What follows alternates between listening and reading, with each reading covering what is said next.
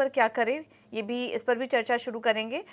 डिम्पी, सबसे पहले तो बात करेंगे एफआईआईज और डीआईज के आंकड़ों की। कल हमने देखा कि खरीदारी देखने को मिली है दोनों ही की तरफ से, और कल शानदार तेजी भी थी। क्लोजिंग पर हम बात भी कर रहे थे, काफी अच्छी क्लोजिंग देखने को मिली।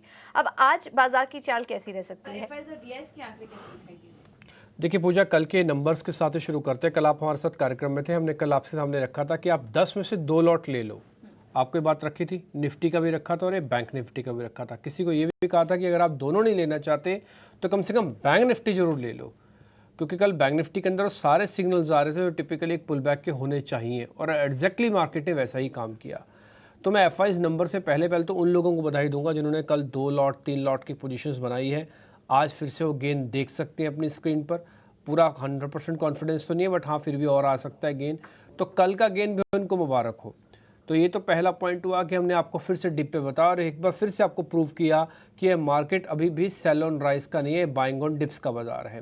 यानी कि डिप आएगा, आपको बॉट करना है। बस प्रॉब्लम इस पूरी मार्केट की है, डिप बॉट तो हो रहे हैं लेकिन उसके बाद का जो एग्रेशन है ना, वो मिसिंग हो जाता है। क्या 25,000 से पहले हमने नहीं तोड़ा? पहले भी तोड़ा हुआ 25,000 को, नीचे गए फिर आए उसके ऊपर, लेकिन 25,000 के ऊपर आते ही मार्केट अपना फ्यूल खत्म कर देता है। उसके बाद की तेजी मार्केट के पास अवेलेबल नहीं है, उसको 200 पॉइंट जोड़ने के लिए 10-10 दिन लग जा रहे हैं।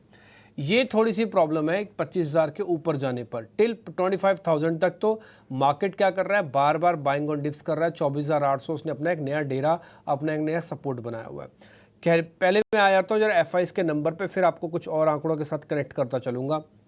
एफआईआईज के नंबर्स में 2 चीज़ें ध्यान देने वाली हैं।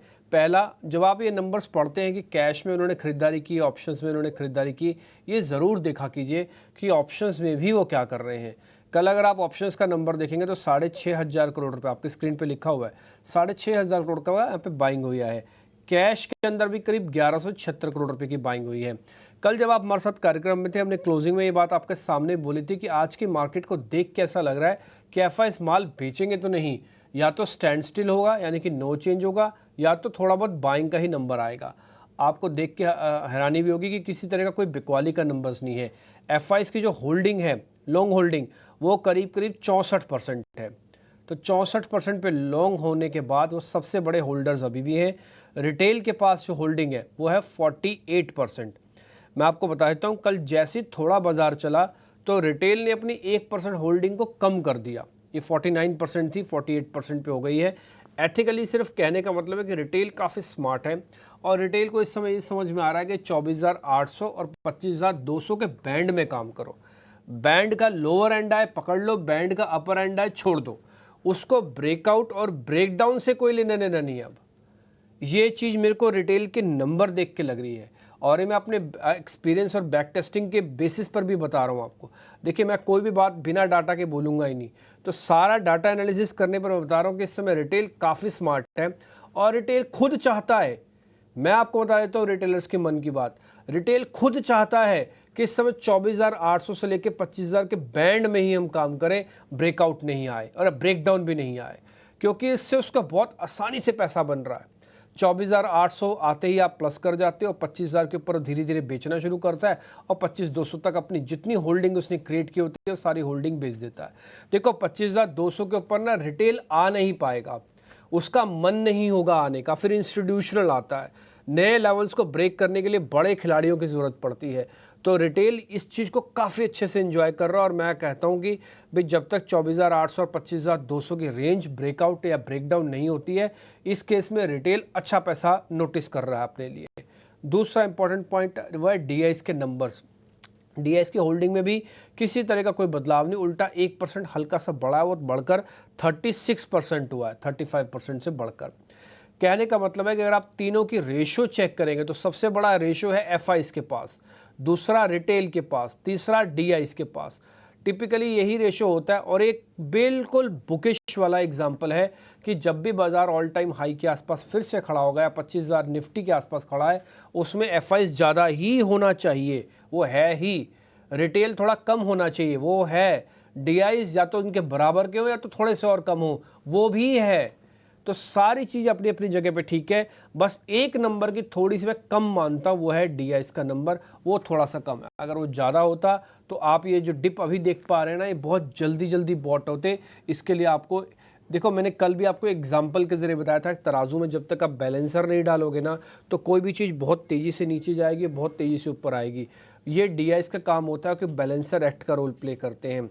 अब आप देखो, फ्राइडे को आपका मुंह ऐसे लटका हुआ था, मंडे होते होते ऐसे हो गया, ट्यूसडे होते होते ऐसे, और बुधवार होते होते ऐसे हो सकता है।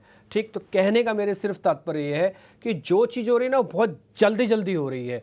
ये इतनी जल्दी जल्दी टूटना नहीं चाहिए, इतनी जल्दी जल्दी ऊपर नहीं आना चाहिए। एक दिन के अंदर, 2 दिन, 2 सपोर्ट टूट जाए, एक दिन के अंदर 35-50% की रिट्रेसमेंट हो जाए। आपको पता है 900 पॉइंट टूटा था बैंक निफ्टी, 50% कल की रिकवरी होगी 500 पॉइंट की। तो जिनसे अपॉर्चुनिटी मिस होगी वो तो ये सोचते ही रह गए, अच्छा शुक्रवार को तो मेरे को अपने बेटे की पेरेंट्स टीचर मीटिंग में जाना था, मैं सोमवार को सोचूंगा, सोमवार आते आते तो मेरी तो अपॉर्चुनिटी लॉस्ट हो गया। ये अपॉर्चुनिटी लॉस्ट मार्केट के अंदर फोमो पैदा करता है। फोमो मतलब कि फियर ऑफ मिसिंग आउट, कि मेरे से मिस हो गया, तो अगली बार जब भी मार्केट गिरेगा ना, थोड़ा भी गिरेगा, वो तुरंत आएगा बंदा और वहीं पे ट्रैप हो जाएगा।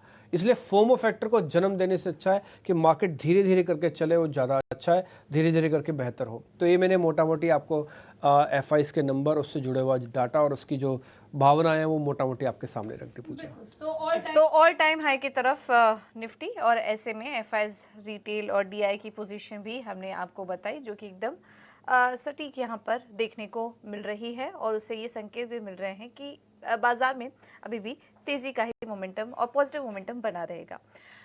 डिबी, अब निफ्टी की बात करें तो जैसा कि आपने कहा कि फोमो फैक्टर पैदा हो सकता है, तो ऐसे में जो मौजूदा पोजीशन है जिनकी, वो क्या करे, और क्या इन स्तरों पर नए लॉन्ग करने वालों को आप एंट्री करने की सलाह देंगे? 3 चीज़ें हमेशा मार्केट में देखनी चाहिए जब भी आप अपनी पोजीशन को चेक करो। मैं हमें आपको भी स्क्रीन से नोटिस करवाता हूँ। पहला, ओपन इंटरेस्ट वगैरह का डाटा, पुट कॉल रेशो, फिर बड़े शेयर्स क्या कर रहे हैं, विक्स क्या कर रहा है, 4-5 चीज़ों में ग्लोबल मार्केट्स और क्या आ रही है। ये 6-7 वाइटल्स चीज़ें हैं जो आपको देखनी चाहिए। आप डॉक्टर के पास जाते हो, आपको भले बुखार हो, खांसी या पेट में दर्द हो, वो आपकी नब्ज ज़रूर चेक करेगा, थर्मामीटर ज़रूर लगाएगा, आपको एक बार स्टेटोस्कोप से एक बार आपकी छाती भी टेस्ट करेगा, चेक करेगा, आपको भले कोई भी बीमारी क्यों ना हो। ठीक, तो सेम मार्केट के अंदर आपको बाय करना है या लॉन्ग करना है, आपको बेसिक वाइटल्स को डेली चेक करना पड़ेगा कि इन सब में क्या हो रहा है। ये सब आपकी बहुत बड़ी हेल्प तो नहीं कर पाएंगे, लेकिन हाँ, आपके लॉसेस को रोकने में बहुत बड़ी हेल्प करेंगे। अब मैं आता हूँ नंबर्स पे, डाटा पे कैसे कैसे चीज़ें हुई हैं। देखिए, निफ्टी के अंदर आते हैं तो कल हमने 24,800 को अच्छे से पकाया, 25,000 से चूक गए क्लोजिंग करते समय, जबकि बैंक निफ्टी ने अपना काम किया, उसने 51,000 के ऊपर क्लोजिंग दी है, लेकिन आप चूक गए। तो आज आपको गिफ्ट निफ्टी 25,000 दिख रहा है। मैं ये तो नहीं कहता ये 40 पॉइंट का गैप बहुत बड़ा गैप है, बट ये 40 पॉइंट का गैप आपके लिए एक सहानुभूति वाला गैप है। इससे कोई फ़ायदा नहीं होने जा रहा, इससे सिर्फ ये ही फ़ायदा होगा कि कल की जो क्लोजिंग करके आए हो उसको इतनी जल्दी नहीं गिरेगा बाजार। अब आते हैं 25,000 के लेवल को पार होते बाजार टिकेगा या फिर उसी का फ्यूल तो नहीं फिर से ख़त्म हो जाएगा। तो मेरा ऐसा मानना है कि शॉर्ट कवरिंग कल हुई है मार्केट के अंदर, और अच्छी खासी शॉर्ट कवरिंग हुई है। मैं आपको डाटा दिखाता हूँ। 4% का ओपन इंटरेस्ट घटा है, और ओपन इंटरेस्ट जो हो गया वो है 5.48। पूजा जी, आपको याद होगा परसों भी हमने ये बात आपके सामने रखी थी कि जब ये सीरीज ट्रांसफ़र हुई है ना, तो आप करीब 6 लाख कॉन्ट्रैक्ट के भारी भरकम कॉन्ट्रैक्ट के साथ आए हो, भारी भरकम कॉन्ट्रैक्ट के साथ। आपको कॉन्ट्रैक्ट हल्के करने ही होंगे, गाड़ी को चलाना है तो इतना लोड डाल के गाड़ी नहीं चल पाएगी, और चलेगी भी तो बहुत मंदी की रफ्तार से चलेगी, तो आपको पहले लोड हटाना पड़ता है। आपको मैं खुशी भी हो रही है मेरे को बताते समय कि 5,48,000 के कॉन्ट्रैक्ट ही सिर्फ ओपन रह गए हैं। इस तेज़ी के अंदर थोड़ा बहुत कॉन्ट्रैक्ट शेड भी हुए, यानी कि मंदी वालों ने कल अपना माल अच्छे से काट लिया है कि भाई ठीक है, हमको जो करना था हमने कर दिया, अब इससे नीचे हम ले नहीं जा पाएंगे, वापस बार बार पुल बैक आ जाएगा, हमें निकल जाना चाहिए। तो काफ़ी बड़ी तादाद में निकले हैं कल, लेकिन क्या काफ़ी बड़ी तादाद में लॉन्ग वाले आए हैं? वो नहीं आए। वो अगर आए होते तो कल आप 25,000 के ऊपर क्लोज कर गए होते। ठीक है, तो आज हमको उसी चीज़ को चेक करना है कि आज ओपन इंटरेस्ट वगैरह ज़्यादा बनता है कि थोड़ा कम है। अगर OI थोड़ा भी बन जाए, मान लो 5.5 लाख तक का कॉन्ट्रैक्ट का रहता है, और प्राइस एक्शन ठीक हो जाए, प्रीमियम बना रहे, तो फिर कोई दिक्कत नहीं है। मैं आपको लेवल्स इंडिकेट कर देता हूँ। 24,800 आपका एक स्टॉप लॉस एरिया है, 25,000 पार होने पे इमीडिएट स्टॉप लॉस वो बन जाएगा। आपके पास सौदे पड़े हैं तो आप ट्रेल करो। आपको हमने कल 2-2 लॉट की पोजीशंस दिलवाई हुई है आउट ऑफ 10, तो उन 2-2 लॉट को अभी कैरी करो। अब आप अपनी खरीद का ही स्टॉप लॉस डाल दो। खरीद के स्टॉप लॉस डालने से आप नो लॉस से निकलोगे, आपका लॉस होगा ही नहीं। और ऊपर जाते समय जो मेरा टारगेट है वो भी सिर्फ 25,200 का ही है। ये 25,200 के रेंज डिसाइड करेगी हम कितनी स्पीड से पार कर रहे हैं, तो उसके बाद हम 25,500 आएंगे भी या नहीं आएंगे। तो इसलिए पहले तक जो पुल बैक का सौदा है, मेरे को लग रहा है थोड़ा बहुत अगर और पुल बैक आता है तो आप 25 तक जा सकते हो, मतलब 25,200 तक जा सकते हो। शॉर्ट वॉट करना नहीं, इसके लिए हम आपको लिटरली मना कर रहे हैं। बिल्कुल। तो अभी भी शॉर्ट करने की सलाह नहीं है, उसका जवाब आपको दे दिया। 25,200 ये अगले टारगेट्स नज़र आ रहे हैं। 24,800 होगा आपके लिए स्टॉप लॉस। इस रेंज को प्ले करने की कोशिश कीजिए। दिव्या, बैंक निफ्टी में क्या करें? वहाँ पर भी हमने आप बात ही कर रहे हो बार बार कि शानदार तेज़ी देखने को मिली, 51,000 के पार निकल चुका है। तो क्या अब मौजूदा स्तर पर फ्रेश लॉन्ग करना चाहिए? ये जो मैंने वर्ड है शानदार तेजी है, सिर्फ कल तक का ही था और ये परसों के रेफरेंस से ही था। वैसे तो बैंक निफ्टी डाइवर्जेंस का शिकार हुआ पड़ा है, वैसे तो बैंक निफ्टी वीक है, वैसे तो बैंक निफ्टी का ऑल टाइम हाई 53,000 है, निफ्टी का ऑल टाइम हाई 25,000 जैसे पार करोगे 200 पॉइंट के रेंज में आ जाएगा। लेकिन इसके पास लाने के लिए इसको कम से कम अभी 2,000 पॉइंट चलने हैं। अगर मैं 2,000 पॉइंट की सिंपल रेशो डाल दूं तो बैंक निफ्टी को 2,000 पॉइंट चलना है तो निफ्टी को कम से कम 700 पॉइंट चलना है। 7 या 21 1:3 की रेशो में चलते हैं दोनों इंडाइसिस, तो 700 पॉइंट चलना पड़ेगा। तो मैं तो इतना कहता ही नहीं कि 700 पॉइंट चलेगा भी, लेकिन हाँ बैंक निफ्टी को थोड़ा एक्स्ट्रा ऑर्डनरी करके और दिखाना होगा। देखिए इसमें कोई शर्म नहीं है कहने में और बात बताने में कि बैंक निफ्टी वीक है और बैंक निफ्टी बार बार इस चीज़ का शिकार हो रहा है और बैंक निफ्टी ही निफ्टी को नहीं चलने दे रहा। मैं ये भी बोल सकता हूँ, मैंने कई बार एग्जाम्पल की तरफ बताया, ये एक ऐसा चक्का है जो थोड़ा फंसा हुआ है, ये गर गर गर गर करके चल रहा है अभी। तो आपकी गाड़ी ना बहुत स्पीड से नहीं चल रही है, आपको या तो इसमें ग्रीसिंग करनी पड़ेगी या तो इस चक्के को बदलना पड़ेगा। बदल सकते नहीं हो तो हल्की सी ना ग्रीसिंग की ज़रूरत है। ये ग्रीसिंग क्या होती है सर? ये ग्रीसिंग का मतलब लिक्विडिटी, ये ग्रीसिंग का मतलब कि इंटरेस्ट यहाँ पे जगे। ये कैसे जगेगा? जब दूसरे सेगमेंट से थोड़ा पैसा घूम के इस सेगमेंट पे आएगा। अभी वो पैसा हॉट मनी जो चेस कर रहा है वो आईटी को चेस कर रहा है या काफ़ी हद तक फार्मास्यूटिकल और एफएमसीजी को चेस कर रहा है। देखिए आपके जेब में 100 रुपये हैं, मैंने कहा आपके 3 लोग हैं, आप इनको खाना खिला दीजिए या इन तीनों को आप कुछ चीज़ दिलवा दीजिए। आप क्या करेंगे, 2 से आपका मोह ज़्यादा है तो आप उनको 75 रुपये का माल दिलवाएंगे, 25 रुपये का माल किसी और बच्चे को दिलवाएंगे, किसी और को कम करेंगे। लेकिन जब तक वो पैसा 75 रुपये घूम के आपकी तरफ नहीं आता और 25 रुपये इनकी तरफ नहीं जाते, तब तक आप खुश नहीं होंगे। समझ रहे हो मेरी बात आप? तो कहने का मतलब कि बैंक निफ्टी को टोटल एफआईज का कंट्रीब्यूशन का पैसा वैसा और दिमाग, इंटेलिजेंस, इंटेंशन सब कुछ चाहिए।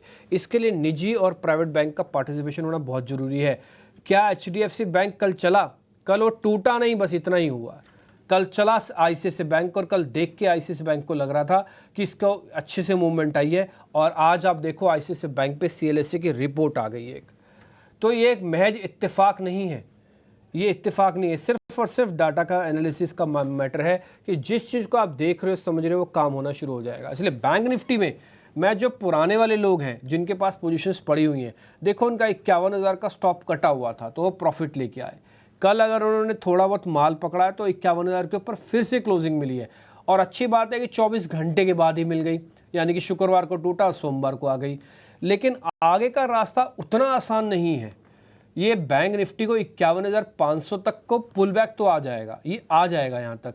आपको नहीं पता कि 51,500 पे हम 3 बार टेस्ट करने पर टूटे हैं, यहीं से टूटते हैं।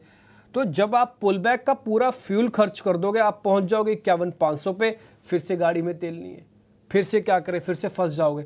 इसलिए जिनको भी पुल बैक खेलना है या देखना है बैंक निफ्टी का, वो 51,500 तक ही जाएगा।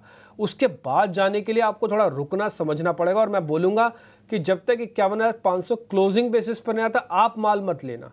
तो जिन्होंने थोड़ा बहुत नीचे माल लिया है ना, वो आके 51,500 पे काट दो भले आप। और दूसरा, जिनके पास पुराना पड़ा हुआ ट्रेलिंग स्टॉप लॉस लेके आके आप 51,500 का अपना टारगेट रखो। मैं कोई भी टारगेट 51,500 के परे अभी नहीं दूंगा जब तक मेरे को 51,500 की क्लोजिंग नहीं मिल जाएगी। आप इसको जिदपना समझ लो, डीठपना सोच लो या डाटा का पक्कापन सोच लो, जैसे मर्जी जो वर्ड लगाना वो लगा दो।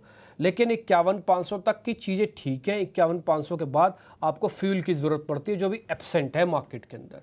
वो देखते हैं वो कैसे आपको मिलता है। एक अच्छी चीज़ कि कल इसमें भी शॉर्ट कवरिंग आई है, प्रीमियम थोड़ा सा कम हुआ 170 पॉइंट का, पहले 200 पॉइंट समथिंग का चलता था। कुल मिला के सारी बातें हैं। रही बात शॉर्ट करने की, शॉर्ट वगैरह आपको करना नहीं है। 7 share F and O ban में है। एफ का नंबर मैंने आपको बता दिया। पुट कॉल रेशियो से बहुत ज़्यादा महंगा नहीं है। निफ्टी और बैंक निफ्टी दोनों 0.96 और 0.87 पे पीसीआर पे चल रहे हैं। इसका मतलब ना ओवरबॉट है ना ओवरसोल्ड है। जैसी हवा आएगी, जैसा रंग भरा होगा वैसे ये भर जाएंगी, ऐसी कोई दिक्कत नहीं है। कुल मिला के तो ज़्यादा प्रॉब्लम वाली बात नहीं है। 7 share F and O ban में, सारे बैन वाले शेयर्स आपके स्क्रीन पर आ रहे हैं।